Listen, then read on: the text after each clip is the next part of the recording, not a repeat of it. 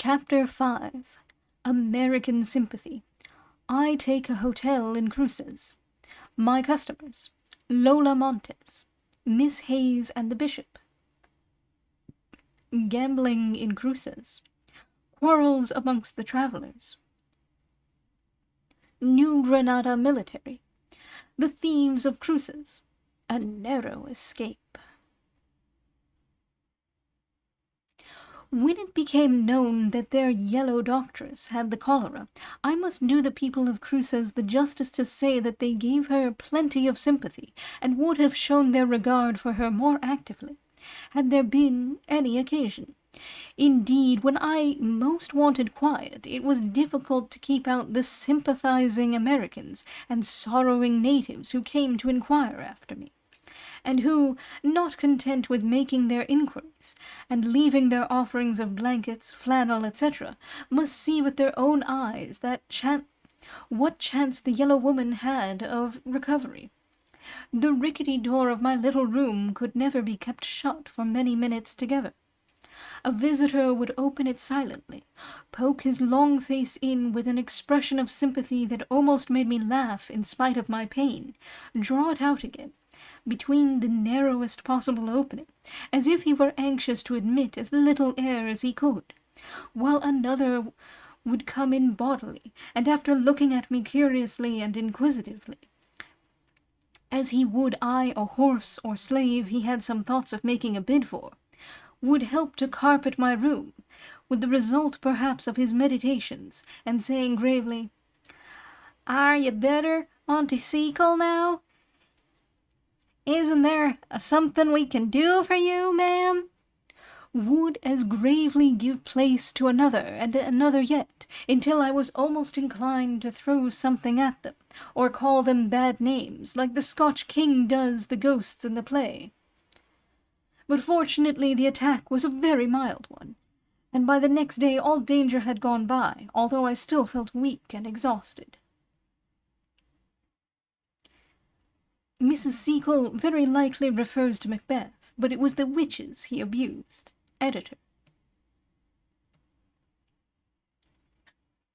After a few weeks, the first force of the cholera was spent, and although it lingered with us, as though loath to leave so fine a resting place, for some months, it no longer gave us much alarm, and before long life went on as briskly and selfishly as ever with the Cruces survivors, and the terrible past was conveniently forgotten.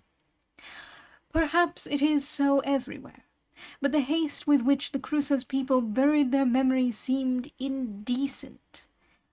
Old houses found new masters, the mules new drivers, the great Spaniard chose another pretty woman, and had a grand, poor, dirty wedding, and was married by the same lazy black priest who had buried his wife, dead a few months back.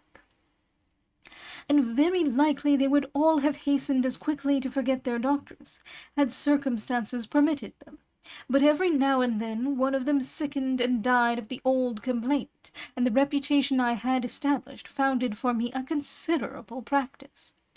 The Americans in the place gladly retained me as their medical attendant, and in one way or other gave me plenty to do.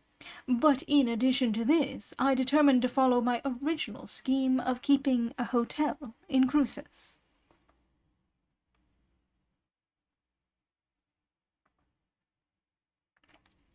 Right opposite my brother's independent hotel there was a place to let which it was considered I could adapt to my purpose. It was a mere tumble-down hut, with wattled sides, and a rotten thatched roof, containing 2 rooms, one small enough to serve as a bedroom. For this charming residence, very openly situated and well ventilated, £20 a month was considered a fair and by no means exorbitant rent, and yet I was glad to take possession of it, and in a few days had hung its rude walls with calico of gayest colour in stripes, with an exuberance of fringes, frills, and bows. The Americans love show dearly, and prepared it to accommodate 50 dinner guests. I had determined that it should be simply a table d'hôte, and that I would receive no lodgers. Once, and once only, I relaxed this rule in favor of 2 American women, who sent me to sleep by a lengthy quarrel of words, woke me in the night to witness its crisis in a fisticuff duello, and left in the morning, after having taken a fancy to some of my movables which were most easily removable. I had on my staff my black servant Mac, the little girl I have before alluded to, and a native cook. I had had many opportunities of seeing how my brother conducted his business, and adopted his tariff of charges. For an ordinary dinner my charge was 4 shillings. Eggs and chickens were, as I have before said, distinct luxuries, and fetched high prices. 4 crowds generally passed through Cruces every month. In these were to be found passengers to and from Chile, Peru, and Lima, as well as California and America. The distance from Cruces to Panama was not great, only 20 miles, in fact, but the journey, from the want of roads and the roughness of the country, was a most fatiguing one. In some parts, as I found when I made the journey in company with my brother, it was almost impassable, and for more than half the distance, 3 miles an hour was considered splendid progress. The great majority of the travellers were rough, rude men, of dirty, quarrelsome habits. The others were more civilized and more dangerous. And it was not long before I grew very tired of life in Cruces, although I made money rapidly, and pressed my brother to return to Kingston. Poor fellow! It would have been well for him had he done so, for he stayed only to find a grave on the Isthmus of Panama. The company at my table d'hôte was not over-select, and it was often very difficult for an unprotected female to manage them, although I always did my best to put them in good humour. Among other comforts, I used to hire a black barber, for the rather large consideration of £2, to shave my male guests. You can scarcely conceive the pleasure and comfort an American feels in a clean chin, and I believe my barber attracted considerable custom to the British Hotel at Cruces. I had a little outhouse erected for his especial convenience, and there, well provided with towels and armed with plenty of razors, a brush of extraordinary size, and a foaming sea of lather, Jose shaved the newcomers. The rivalry to get within reach of his huge brush was very great, and the threats used by the neglected, when the grinning black was considered guilty of any interested partiality, were of the fiercest description.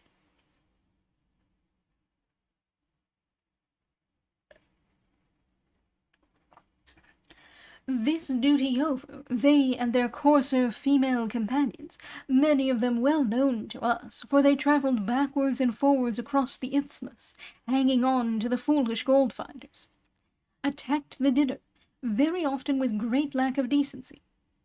It was no use giving them carving knives and forks, for very often they laid their own down to insert a dirty, hairy hand into a full dish, while the floor soon bore evidences of the great national American habit of expectoration. Very often quarrels would arise during the progress of dinner, and more than once I thought the knives, which they nearly swallowed at every mouthful, would have been turned against one another. It was, I always thought, extremely fortunate that the reckless men rarely stimulated their excitable passions with strong drink. Tea and coffee were the common beverages of the Americans, Englishmen and men of other nations being generally distinguishable by their demand for wine and spirits. But the Yankees' capacity for swilling tea and coffee was prodigious. I saw one man drink 10 cups of coffee, and finding his appetite still unsatisfied, I ran across to my brother for advice. There was a merry twinkle in his eyes as he whispered, I always put in a good spoonful of salt after the 6th cup. It chokes them off admirably.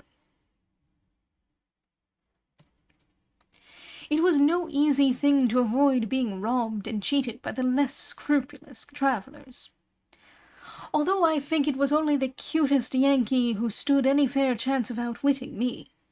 I remember an instance of the biter bit, which I will narrate, hoping it may make my reader laugh as heartily as its recollection makes me. He was a tall, thin Yankee, with a furtive glance of the eyes, and an amazing appetite, which he seemed nothing loath to indulge. His appetite for eggs especially seemed unbounded. Now I have more than once said how expensive eggs were, and this day they happened to be 8 pence apiece. Our plan was to charge every diner according to the number of shells found upon his plate. Now I noticed how eagerly my thin guest attacked my eggs, and marvelled somewhat at the scanty pile of shells before him. My suspicions once excited, I soon fathomed my Yankee friend's dodge. As soon as he had devoured the eggs, he conveyed furtively the shells beneath the table, and distributed them impartially at the feet of his companions. I gave my little black maid a piece of chalk and instructions, and creeping under the table, she counted the scattered shells, and chalked the number on the tail of his coat. And when he came up to pay his score, he gave up his number of eggs in a loud voice, and when I contradicted him, and referred to the coat tail in corroboration of my score, there was a general laugh against him. But there was a nasty expression in his cat-like eyes, and an unpleasant allusion to mine, which were not agreeable, and dissuaded me from playing any more practical jokes upon the Yankees. I followed my brother's example closely, and forbade all gambling in my hotel. But I got some idea of its fruits from the cases brought to me for surgical treatment from the faro and monte tables. Gambling at cruises, and on the isthmus generally, was a business by which money was wormed out of the gold-seekers and gold-finders. No attempt was made to render it attractive, as I have seen done elsewhere. The gambling house was often plainer than our hotels, and but for the green tables, with their piles of money and gold dust, watched over by a well-armed, determined banker, and the eager gamblers around, you would not know that you were in the vicinity of a spot which the English at home designate by a very decided and extreme name. A Dr. Casey, everybody familiar with the Americans knows their fondness for titles, owned the most favored table in cruises, and this although he was known to be a reckless and unscrupulous villain. Most of them knew that he had been hunted out of San Francisco, and at that time, years before the Vigilance Committee commenced their labors of purification, a man too bad for that city must have been a prodigy of crime. And yet, and although he was violent-tempered, and had a knack of referring the slightest dispute to his revolver, his table was always crowded, probably because the greatest rogues have some good qualities. He was honest in his way, and played fairly. Occasionally some distinguished passengers passed on the upward and downward tides of rascality and ruffianism that swept periodically through cruises. Came one day Lola Montez, in the full zenith of her evil fame, bound for California, with a strange suite.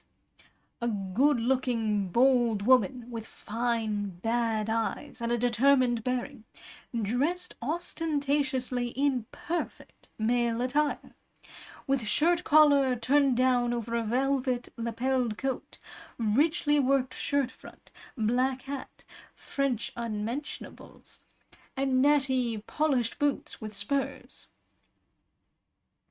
She carried in her hand a handsome riding-whip, which she could use as well in the streets of Cruces as in the towns of Europe.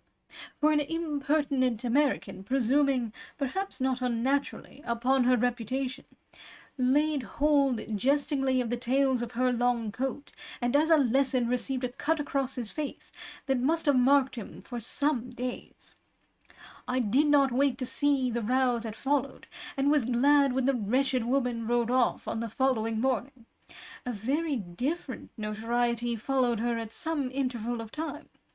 Miss Catherine Hayes, on her successful singing tour, who disappointed us all by refusing to sing at Cruces.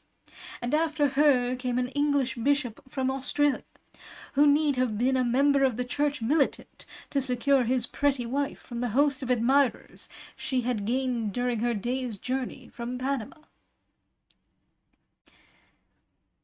Very quarrelsome were the majority of the crowds, holding life cheap, as all bad men strangely do. Equally prepared to take or lose it upon the slightest provocation.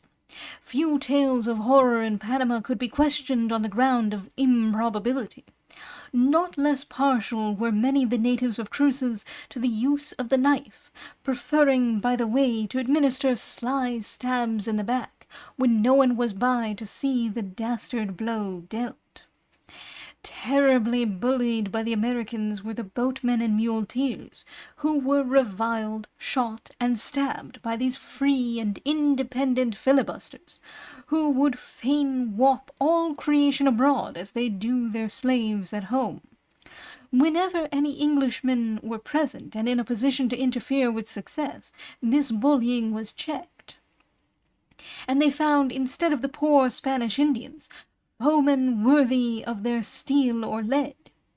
I must do them credit to say that they were never loath to fight anyone that desired that passing excitement, and thought little of ending their journey of life abruptly at the wretched wayside town of Cruces. It very often happened so, and over many a hasty head and ready hand have I seen the sod roughly pressed down, their hot hearts stilled suddenly in some senseless quarrel. And so in time I grew to have some considerable experience in the treatment of knife and gunshot wounds. One night I heard a great noise outside my window, and on rising found a poor boatman moaning piteously, and in a strange jumble of many languages, begging me to help him. At first I was afraid to open the door, on account of the noisy mob which soon joined him, for villainy was very shrewd at Cruces, but at last I admitted him, and found that the poor wretch's ears had been cruelly split by some hasty citizen of the United States. I stitched them up as well as I could, and silenced his cries. And at any time, if you happened to be near the river when a crowd were arriving or departing, your ears would be regaled with a choice chorus of threats, of which ear-splitting, eye-gouging, cow-hiding, and the application of revolvers were the mildest. Against the negroes, of whom there were many in the isthmus, and who almost invariably filled the municipal offices, and took the lead in every way, the Yankees had a strong prejudice. But it was wonderful to see how freedom and equality elevate men, and the same Negro who perhaps in Tennessee would have cowered like a beaten child or dog beneath an American's uplifted hand, would face him boldly here, and by equal courage and superior physical strength cow his old oppressor.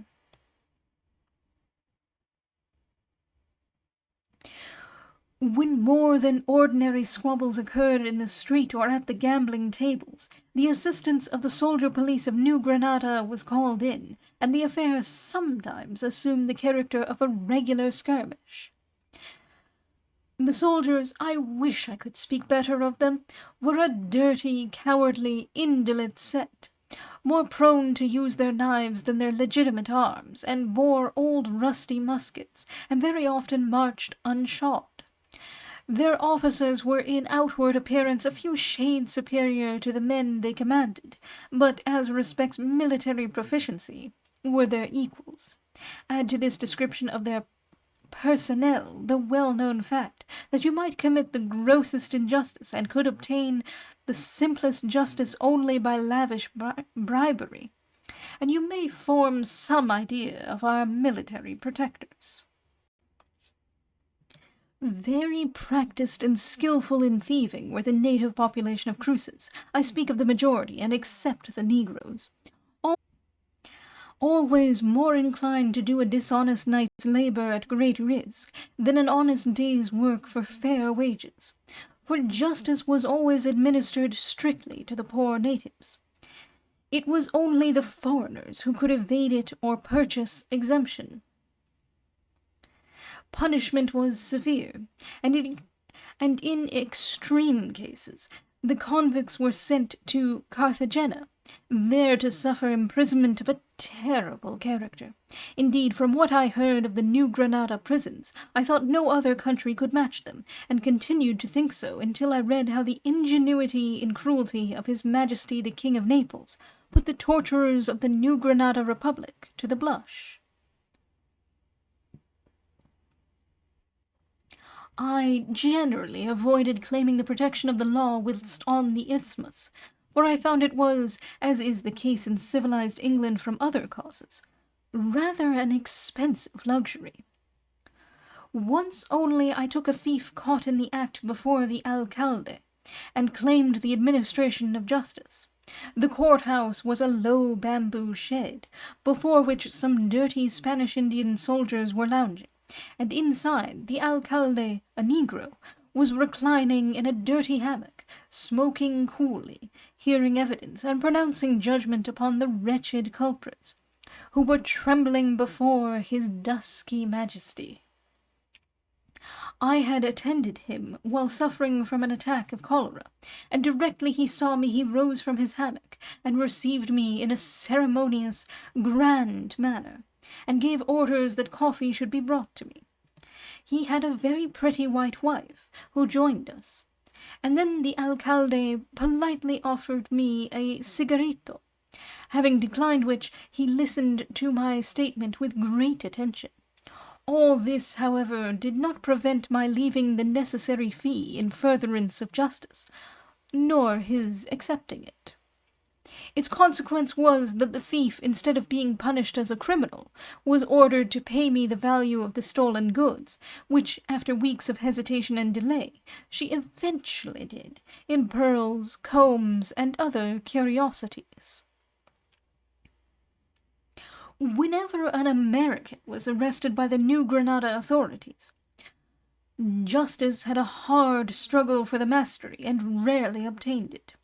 Once I was present at the courthouse, when an American was brought in heavily ironed, charged with having committed a highway robbery, if I may use the term where there were no roads, on some travellers from Chile.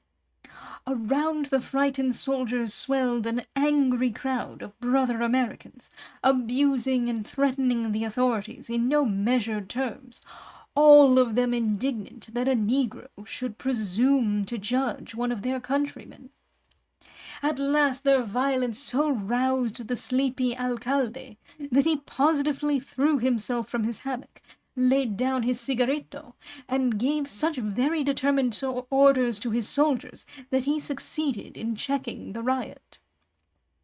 Then, with an air of decision that puzzled everybody, he addressed the crowd, declaring angrily that since the Americans came the country had known no peace, that robberies and crimes of every sort had increased, and ending by expressing his determination to make strangers respect the laws of the Republic, and to retain the prisoner, and if found guilty, punish him as he deserved. The Americans seemed too astonished at the audacity of the black man, who dared thus to beard them, to offer any resistance, but I believe that the prisoner was allowed ultimately to escape. I once had a narrow escape from the thieves of Cruces. I had been down to Chagres for some stores, and returning late in the evening, too tired to put away my packages, had retired to rest at once. My little maid, who was not so fatigued as I was, and slept more lightly, woke me in the night to listen to a noise in the thatch, at the further end of the store, but I was so accustomed to hear the half-starved mules of Cruces munching my thatch that I listened lazily for a few minutes, and then went unsuspiciously into another heavy sleep. I do not know how long it was before I was again awoke by the child's loud screams and cries of "Ombro! Landro!" And sure enough, by the light of the dying fire, I saw a fellow stealing away with my dress, in the pocket of which was my purse. I was about to rush forward, when the fire gleamed on a villainous-looking knife in his hand, so I stood still and screamed loudly, hoping to arouse my brother over the way. For a moment the thief seemed inclined to silence me, and had taken a few steps forward, when I took up an old rusty horse-pistol which my brother had given me that I might look determined, and snatching down the can of ground coffee, proceeded to prime it, still screaming as loudly as my strong lungs would permit, until the rascal turned tail and stole away through the roof. The thieves usually buried their spoil like dogs, as they were, but this fellow had only time to hide it behind a bush, where it was found on the following morning, and claimed by me.